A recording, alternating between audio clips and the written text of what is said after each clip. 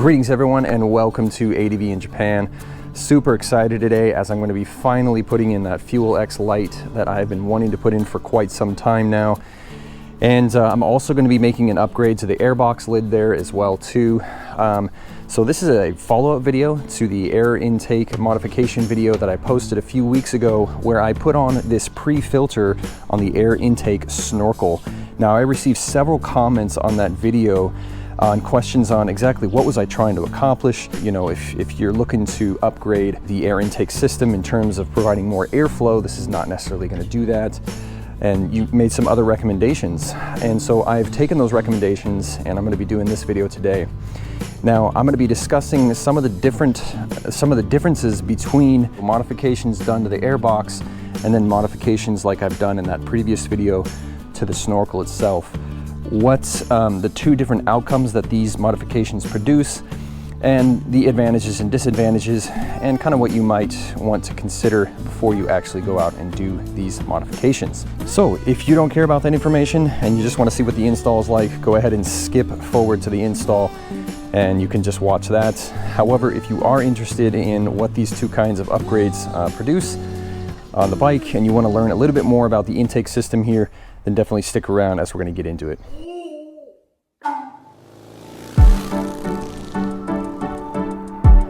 Okay, so just a quick kind of overview of the air intake system on the KTM 390.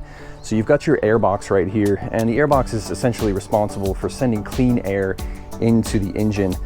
And on the Airbox, you've got an inlet that sits underneath the actual filter, which sits right here on top of the Airbox. Now, the inlet for the Airbox sits on the bottom side of the actual Airbox, and you've got a snorkel that sits on top of it. So essentially what happens is the engine draws air in through the snorkel, it comes into the Airbox, flows up and through the filter here, and then goes into the intake. The modification that I did in that previous video was essentially to provide even more cleaner air to the Airbox. So you're essentially getting a pre-filter on the air that goes into the Airbox before it actually hits the filter. And this really what it does is it just extends the life of the actual filter, and it also provides just a little bit more cleaner air to the actual engine.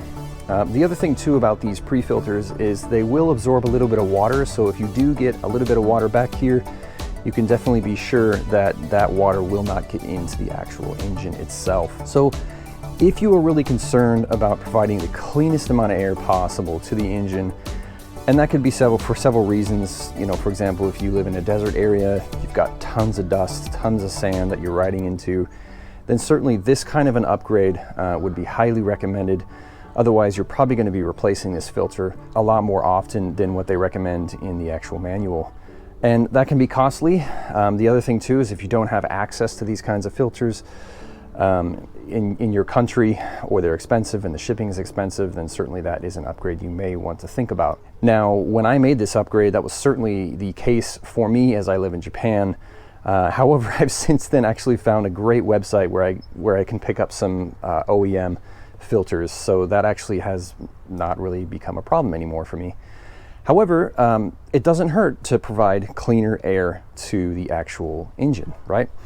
Now you have to understand that this modification, it may actually void the warranty on your bike, so if you do have a warranty on your bike, be sure to keep that in mind before you do this.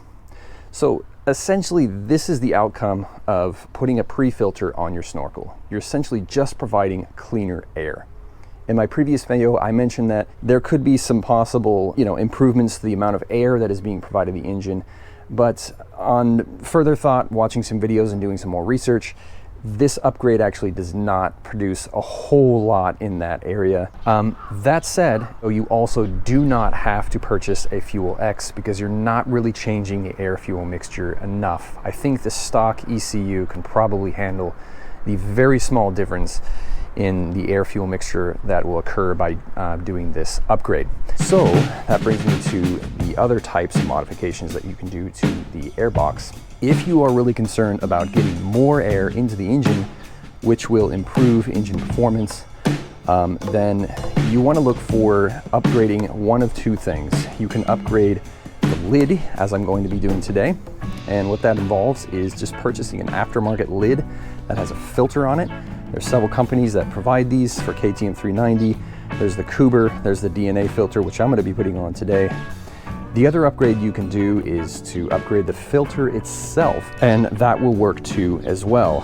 Now, both the aftermarket lids and the aftermarket filters, particularly from DNA and Kuber, these are reusable. So you just have to wash them out, dry them out, and throw them back in, and they're good to go. And the pre-filter foam here, any aftermarket, I know the Kuber and the DNA filters at least, these will last pretty much the lifetime of the bike. So you won't have to purchase another one at all. Now, one thing to keep in mind is that these aftermarket filters, particularly the DNA filter and the Kuber, they are designed to provide maximum airflow at the expense of maximum air filtration. So if you're really concerned about providing clean air into the engine, I would agree. I think several of you bike experts out there agree. I've watched a couple videos on guys that are pretty good with this engine, and they would agree too that the OEM filter is probably your best bet in terms of providing the cleanest air. And I would argue that a combination of a pre-filter with the OEM filter is going to give you the cleanest air you could possibly get into your engine. So keep that in mind. If you're going to put an aftermarket filter like a DNA filter on the KTM 390, you're going to replace this one, that you will be sacrificing a little bit of filtration quality. And that's simply because those filters place emphasis on maximum airflow. So, eventually dust will get through there and it will get into your engine. So keep that in mind. It's not a whole lot. I mean, it's not like your engine's going to break. Otherwise, these companies wouldn't be designing these filters. But if you live in an extremely dusty environment, you're taking your bike way out all the time in dirty environments like that, just really make sure that you're cleaning that filter a lot, as much as you can. So another word of caution, if you decide to go with the upgrade that I am doing, you have to understand something about the airflow in this engine and what is happening here.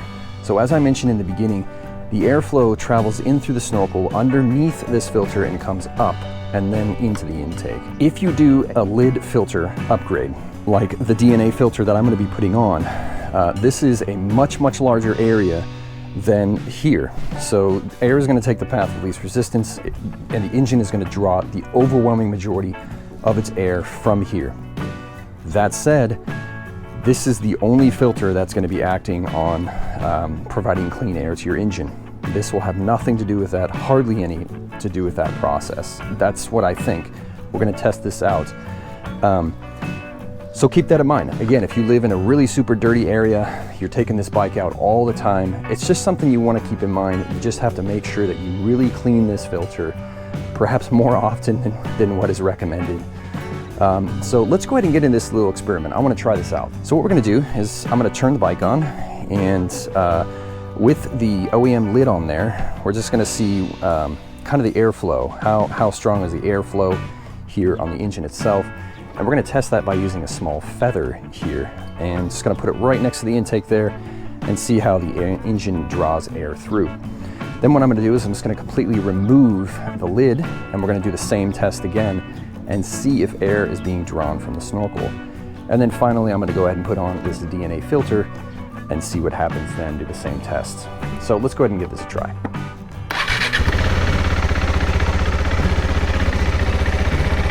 All right, so let's go ahead and put the feather down here. I'm going to give it the throttle. Already the engine's sucking in just a little bit, but if we get it to some throttle, you can see right here,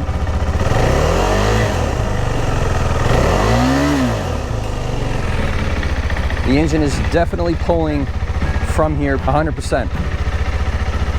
All right, let's pull this bad boy off and give it another try. So again, putting it down by the snorkel.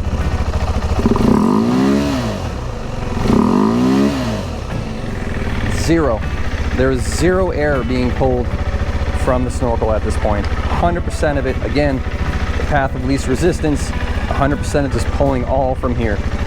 Let's go ahead and put on this aftermarket filter here, get it sealed down in there, and we'll do the same test.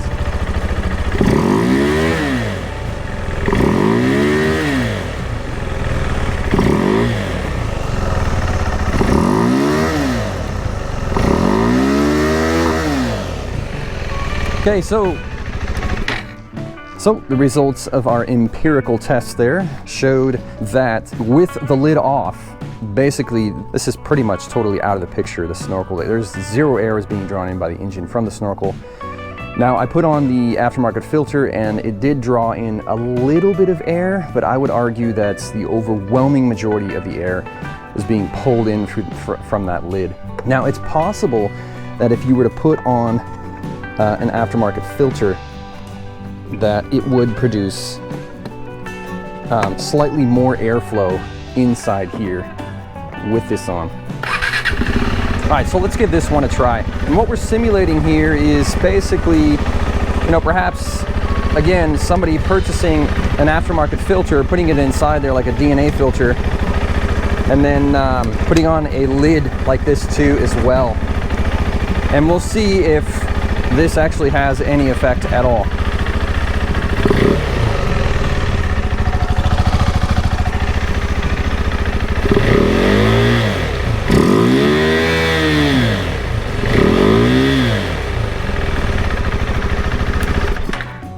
So there you have it, folks. Literally no air being sucked in from here. So what does that mean? If you're gonna do Airbox upgrade, filter upgrade, it's one or the other. There's no need to do both. They don't have, it just really doesn't make sense to do both, as I showed, as I demonstrated with the feather. And again, it just depends on what you're looking to do here. So if you want to do the filter, if you want to replace the filter with an aftermarket DNA filter, something like that, this is probably going to provide you with a very good balance, like a good balance of relatively clean air. Not as clean air as you're going to get with this guy, but relatively clean air, especially if you have a pre-filter on there, but also an increased airflow as compared to, say, the stock filter. Now, if you're looking to maximize airflow and you're not so worried about having the maximum amount of clean air into the engine, then perhaps the best combination to go with here would be to, just for insurance sake, leave the filter inside, the OEM filter inside here. Again, as I demonstrated, there's hardly any air being sucked into here with the lid filter on there. However, I'm sure a little bit of air will get sucked in there. So just for insurance, definitely leave that filter inside there and then go ahead and put on the lid filter. This setup will provide you with more air than your engine will ever need. There's a fantastic guy out there that does a ton of work on the 390 Duke, which is essentially the same engine that I have on here. Moto Mirius, the guy is an absolute genius. So if you really want to learn more about the air intake system on this bike, he actually takes out the airbox and goes through and explains everything really super clear. So again, just to recap here, if you're looking to maximize clean air, if that is your priority, slap that pre-filter on. You can check out my video where I install that. Leave that OEM filter in there too as well. If you want kind of a balanced approach, then you can run with the pre-filter with a DNA filter, aftermarket filter on the inside. That'll be kind of a good kind of balance. And if you want to go all the way to the other end of the spectrum and you want maximum airflow, then certainly the lid will provide you with that. Okay, I'm gonna get some lunch, gonna come back and we're gonna throw in this FuelX Lite, so stick around. All right, you guys, so for today's install, you are going to need the FuelX Lite. You can either get the Kuber or, like I have, the DNA high performance filter. Either one works. Again, just go through those options that I mentioned in the explanation there. If you feel like you want to go with that Airbox lid filter, great. If you want to just bypass that and go with the regular filter, replacing that, that works as well too. Either way though, you're going to need a FuelX. So make sure you pick that up and it arrives before you do any upgrades to the air intake. If you want to just do the pre-filter, you don't need the FuelX. It should be just fine. Okay, here we go. So you're going to need a couple tools here. You're going to need a ratchet with a size 10. You're going to need a couple sizes, different size Allen wrenches here. You're going to need a size 6, a size 5, and a size 4. And we may need to get these two as well in order to, you know, pull apart the lambda sensor from the ECU. Okay, that's it. That should do it. Let's go ahead and get into it. Okay, first things first, I'm gonna just go ahead and throw on this filter, which is really simple. It's just these 6 screws here. The filter comes pre-lubed, pre-oiled and everything, so you're good to go on that end. And it is reusable, so you know, the nice thing is it's right there, you can see it. You just have to pull the seat off, and if you see that it's getting pretty dirty, just pull it off and wash it with some water. Let it dry out fully before you put it back on, and you know, apply a little bit of oil down around the rubber here to seal it all up nice and good.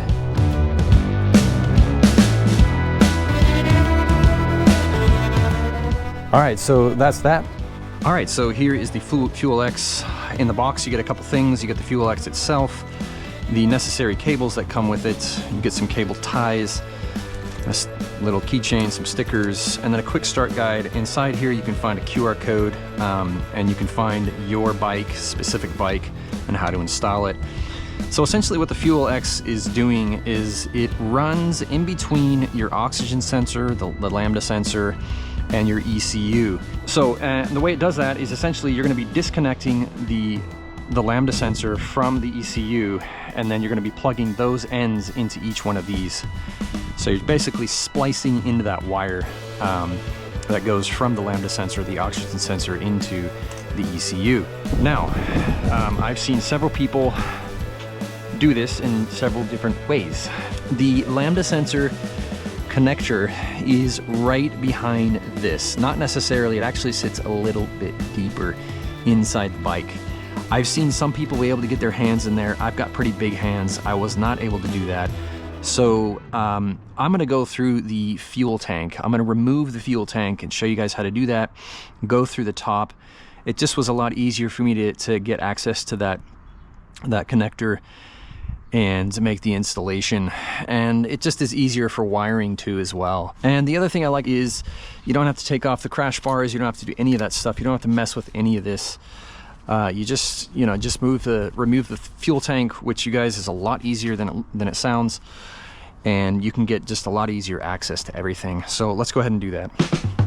All right, so we're going to be removing these side panels first, and there are 2 bolts that hold this on. There's one here, and then you've got another bolt right here too as well.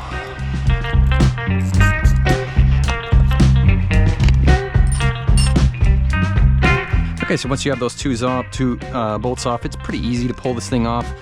You've got 2 little little pins, and you just put a little pressure on them, and they'll pop right off. And then once you've got that off, you're just gonna move it forward like that to remove it from this little slide. And you can see over here, it just kind of slides forward. So you just need to make sure that you kind of slide it off this from this little screw behind there. Very easy to remove, very easy to replace too. So I don't know why people like have these massive crash bars that go way up here when these are so cheap. You can get them off of AliExpress. In fact, they got some pretty cool aftermarket design ones too, but you can get them really cheap off AliExpress, and they just come right off. You replace them. Plus, who wants all that weight from those crash bars? I certainly don't. Okay, so now we've got access to the fuel tank itself. Fuel tank is only 3 bolts, you guys. That's it. So you've got one right there, and you've got one on each side right here. So the first thing to do is to remove this little kind of grommet, and then you can go in and remove this main bolt here. Also make sure the bike is off. You're gonna go ahead and remove these tubes. We're not gonna be disconnecting any fuel lines, so you don't have to worry about fuel dripping all over the place. We're gonna do this completely all in place. We won't have to do any of that. Now these screws are actually surprisingly not going to be very tight, and that's because they're sitting, there's basically a grommet in between, a rubber grommet, rubber washer kind of grommet thing that sits in between the frame and the tank mount. So don't worry about these being super duper tight. I was a little worried about that until I saw those little rubber grommets. Okay, so the tank is ready to be kind of halfway removed here. So all you do is just give it a little bit of pressure. You're going to start from lifting from the back in order to get this thing out. Just kind of get it in a standby position there. I like to get it out, and there's a couple wires that need to be disconnected here. There's one up front here that needs to be disconnected. There we go. And then there's one on the back side that needs to be disconnected. Actually, we might be able to leave it. Yeah, I think we'll be all right. Okay, so what I do is I just twist this around and let it sit on the back, on the front seat right there. Now we've got full access right inside here where we can find our little lambda sensor connection. So you can see, that's probably easier to see from this side. You can see that little green connector in here. That's what we need to get access to. There's a little tab, that red tab. In fact, it looks just like this. It needs to be pulled out like that. It's a bit rigid, so I'm going to use some needle nose pliers to get that pulled apart. Get my hand down in between here.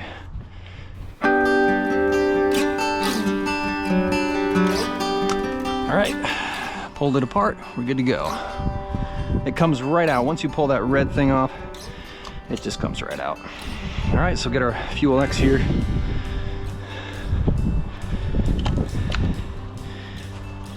Okay, so I actually went ahead and removed just this one more connection that goes into the fuel tank there, and this was able to allow me to get this fuel tank even further back, and then I was able to get my hand in here to access that.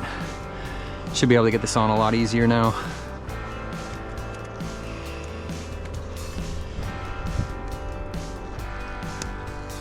And that's in.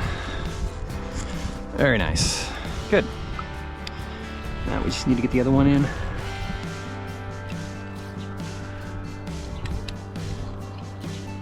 This one's got a lot more play in it, so I suggest putting that one in first and then doing this one second.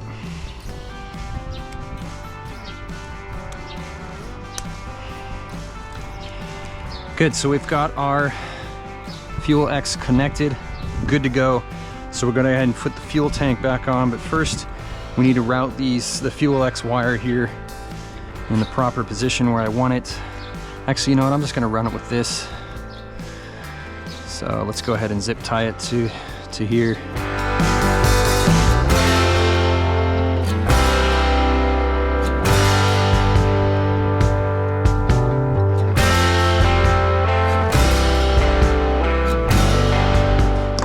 Okay, so we're ready to get the fuel tank back on. All right, so let's go ahead and reconnect this back to the bottom sensor.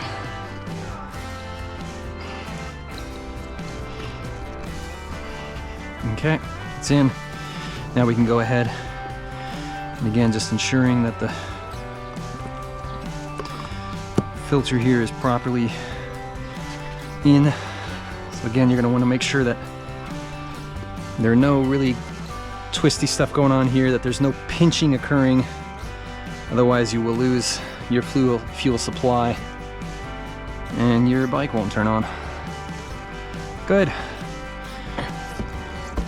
I think we're set. Let's go ahead and spin her around.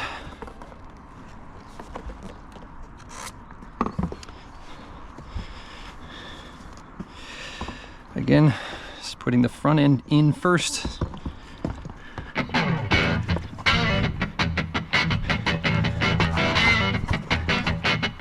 Ensuring that everything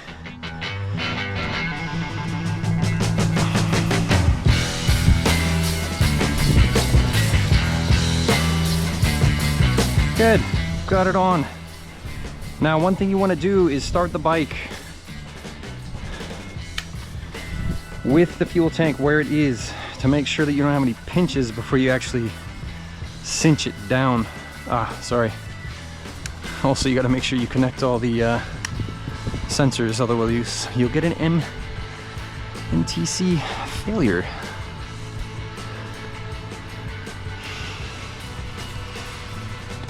Yep, that goes in there. Okay, let's go ahead and give it a try again.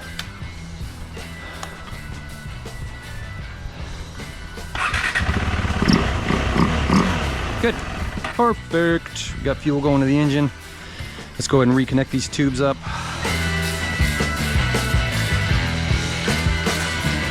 Again, ensuring that these are securely on the plastic part. Good. We can go ahead and slap this back on.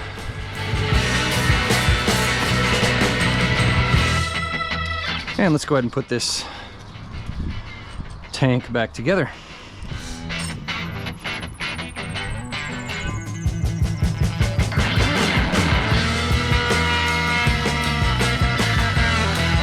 Again, these do not have to be super tight, as you've got those rubber grommets. Let's go ahead and put that last bolt in, and we'll be done fussing around with the fuel tank.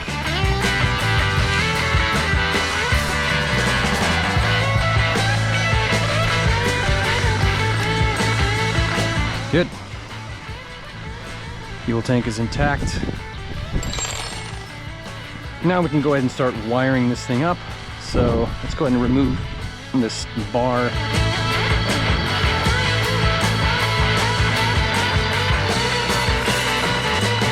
And run the FuelX underneath that.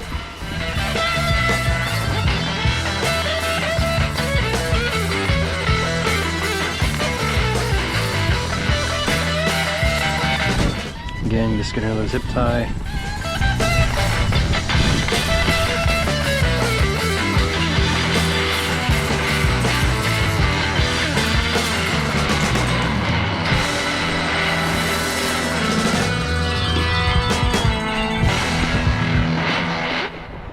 I think I'll just let it sit right nice inside here, right next to my ETC. Okay, I failed to mention one more tool that you'll need. It's going to be... Okay, sorry about that, you guys. Obviously, as you can see, my video cut out there. But just before it cut out, you could see that I was connecting the ground for the FuelX Lite. So just connect that ground to the ground on the battery and it should be good to go. Okay, so now that we've got it in, I have heard online that you should wait for a little bit to let the FuelX calibrate. Otherwise you'll get a check engine light. So I'm gonna go ahead and just see if that's actually the case. Okay, that's off, so let me go ahead and turn it on. Immediately just start it up and see what happens. Okay, so no check engine light. And we'll see if she turns green. Once she turns green, then we know we're gold. Yep, we're good. All right. So that means she's working. I'm gonna go ahead and do a ride test on this in a separate video, and you'll be able to get my impression on basically what this thing is capable of. I'm gonna go out to that same field that I did when I was popping those wheelies in that other video, and I'm gonna see if that kind of makes a big difference too as well in that area, the throttle response and whatnot. So okay, so now we've got the FuelX in there. Let's go ahead and throw on the panels, which is pretty simple process.